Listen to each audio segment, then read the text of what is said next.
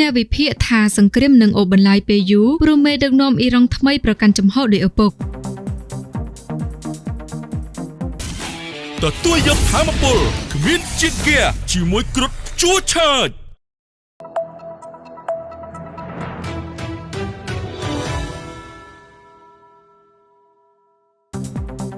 សង្គ្រាមរវាងអ៊ីរ៉ង់ជាមួយអាមេរិកនិងអ៊ីស្រាអែលមិនងាយបញ្ចប់នាពេលឆាប់ៗនោះឡើយពីព្រោះអ៊ីរ៉ង់បានតែងតាំងលោកម៉ូតាបាខាមេនីជាមេដឹកនាំថ្មីដែលមានឥទ្ធិពលខ្លាំងជាងឪពុកដោយបដិញ្ញាសងសឹកអាមេរិកនិងអ៊ីស្រាអែលឲ្យបានដែលបើការវាយប្រហារធ្វើឲ្យឪពុកនិងសាច់ញាតិរបស់ខ្លួនបាត់បង់ជីវិតក្នុងថ្ងៃតែមួយមេដឹកនាំអ៊ីរ៉ង់ថ្មីប្រកាន់ចំហដោយឪពុកដែលផ្ដោតតែលើសង្គ្រាមតែប៉ុណ្ណោះទាត់ចោលការចរចាហើយការជ្រើសរើសកូនឲ្យស្នងតំណែងគឺជាសញ្ញាបង្ហាញពីភាពរឹងរូសរបស់រដ្ឋាភិបាលអ៊ីរ៉ង់ទៅកាន់លោកខាងលិចបើតាមអ្នកវិភាគការឡើងកាន់តំណែងរបស់មេដឹកនាំថ្មីរូបនេះជាសញ្ញាបង្ហាញពីរបបគ្រប់គ្រងអ៊ីរ៉ង់នៅតែបន្តនិងរដ្ឋាភិបាលអ៊ីរ៉ង់ទាត់ចោលការចរចាឬមិនធ្វើកិច្ចព្រមព្រៀងនានារយៈពេលខ្លីជាមួយអាមេរិកឡើយស្របពេលសង្គ្រាមអូសបន្លាយឈានចូលដល់សប្តាហ៍ទី2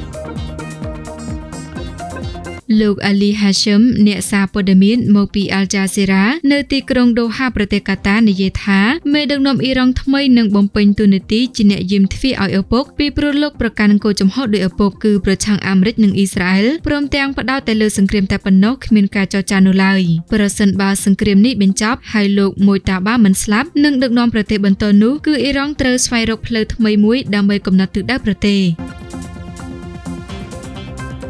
ចំណែកអ្នកវិភាគគោលនយោបាយសាធារណរដ្ឋនៅសាកលវិទ្យាល័យ American University of Beirut យល់ថាការតែងតាំងមេដឹកនាំអ៊ីរ៉ង់ថ្មីគឺឆ្លុះបញ្ចាំងពីការបន្តអំណាចហើយត្រូវតាមដានថាតើមេដឹកនាំថ្មីនឹងសម្រេចចិត្តចរចាបញ្ចប់សង្គ្រាមដែរឬទេនេះបង្ហាញពីអាកប្បកិរិយារឹងរូសយ៉ាងខ្លាំងទៅកាន់លោកខាងលិចគឺអ៊ីរ៉ង់កំពុងប្រាប់អាមេរិកនិងអ៊ីស្រាអែលថាមិនអាចផ្ដួលរលំរបបមេដឹកនាំអ៊ីរ៉ង់បាននោះទេពីព្រោះមេដឹកនាំថ្មីខ្លាំងជាងមេដឹកនាំចាស់ទៅទៀតគួរបញ្ជាក់ថាលោកម៉ូតាបាអាយុ56ឆ្នាំបានក្លាយជាមេដឹកនាំកំពូលអ៊ីរ៉ង់ថ្មីបន្ទាប់ពីអាមេរិកនិងអ៊ីស្រាអែលធ្វើប្រតិបត្តិការកងទ័ពវាយប្រហារអ៊ីរ៉ង់កាលពីថ្ងៃទី8ខែកុម្ភៈឆ្នាំ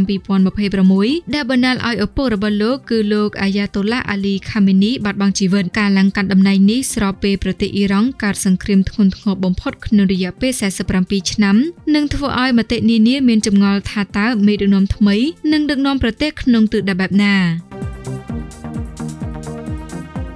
បណ្ដាមេដឹកនាំកងកម្លាំងបដិវត្តអ៊ីស្លាមនិងកងកម្លាំងប្រដាប់អាវុធបានប្រកាសគាំទ្រមេដឹកនាំថ្មីគណៈអគ្គលេខាធិការឧត្តមក្រុមប្រឹក្សាសន្តិសុខជាតិអ៊ីរ៉ង់ដែលបំពេញតួនាទីកំណត់យុទ្ធសាស្ត្រប្រទេសតាំងពីអាមេរិកនិងអ៊ីស្រាអែលវាយប្រហារក៏គាំទ្រមេដឹកនាំថ្មីនេះដែរនិងអំពាវនាវឲ្យសាមគ្គីគ្នាក្នុងប្រទេសអ៊ីរ៉ង់ដូចគ្នានេះអ្នកនាំពាក្យរដ្ឋសភាអ៊ីរ៉ង់បានបង្ហាញក្តីរីករាយចំពោះការជ្រើសរើសលោកម៉ូតាបាជាមេដឹកនាំកំពូលអ៊ីរ៉ង់និងចាត់ទុកការអនុវត្តតាមបញ្ជារបស់មេដឹកនាំថ្មីគឺជាកាតព្វកិច្ចជាតិនិងសាសនាទោះជាលោកម៉ូតាបាមិនធ្លាប់ឈរឈ្មោះក្នុងការបោះឆ្នោតឬត្រូវបានពលរដ្ឋបោះឆ្នោតគាំទ្រធ្វើជាមេដឹកនាំប្រទេសពីមុនមកក៏ដោយប៉ុន្តែរយៈពេលជាច្រើនឆ្នាំមកនេះលោកជាបុគ្គលមានឥទ្ធិពលយ៉ាងខ្លាំងក្នុងចំណោមថ្នាក់ដឹកនាំកំពូលអ៊ីរ៉ង់ហើយលោកមានទំនាក់ទំនងជិតស្និទ្ធជាមួយកងកម្លាំងបដិវត្តអ៊ីស្លាម